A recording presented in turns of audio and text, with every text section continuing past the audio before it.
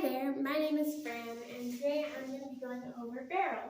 So this video is going to be part 1 of 2. I'm going over aquamarine, emerald, and heliodor in this video. I'm not touching on goshenite too much. Goshenite is just the clear, colorless variety of beryl, and you can often get like aquamarines that are super light and can be confused as goshenite. Anyway, there's another thing on goshenite. So beryl is a beryllium aluminum silicate mineral. You can often find it in pegmatites and sometimes in metamorphic veins that have had some hydrothermal mineralization there.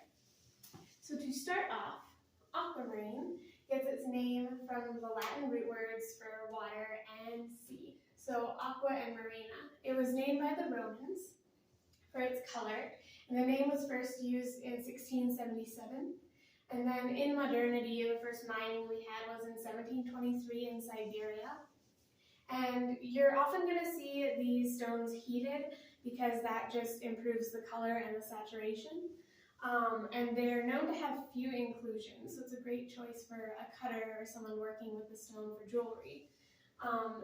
The way that it gets its sea foamy color is because of iron that's included in the crystal structure.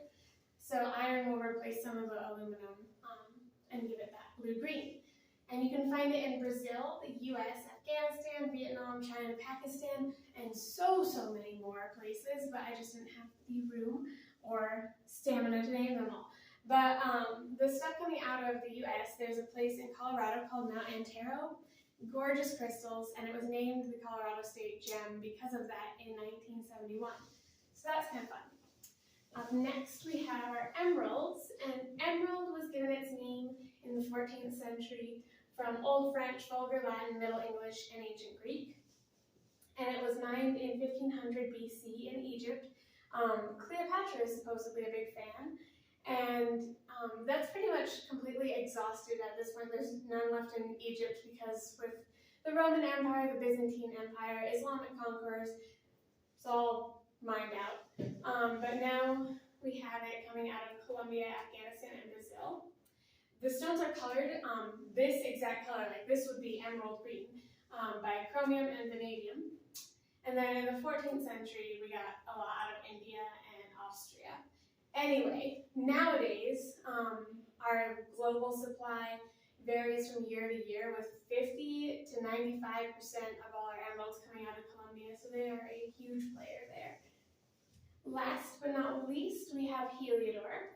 Heliodor is a beautiful golden yellow color, and its name comes from helios, meaning sun, and doron, meaning gift, which I think is just very precious.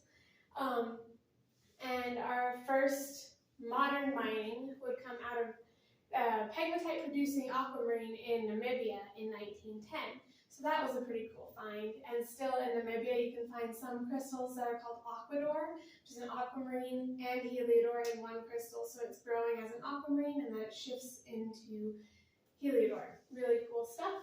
So in heliodor, if iron replaces some aluminum, you get that golden yellow. But if it's replacing aluminum and some other iron, like depending on the cations, you can get the green undertones as well.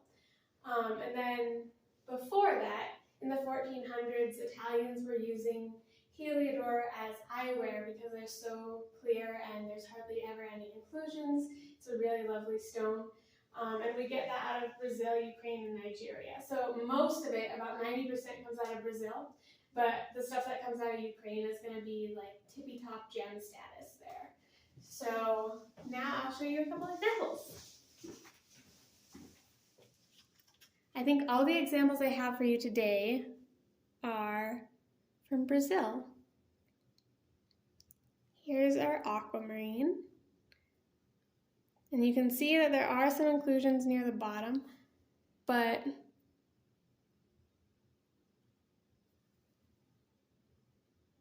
more or less it's pretty clear. And here is a large chunk of emerald. If you'll focus. And this is in a graphite matrix. And then the heliodor is super teeny.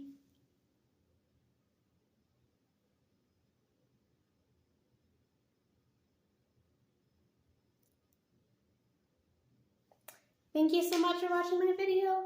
Please like and subscribe if you feel like it, and I hope you have a great day. Bye!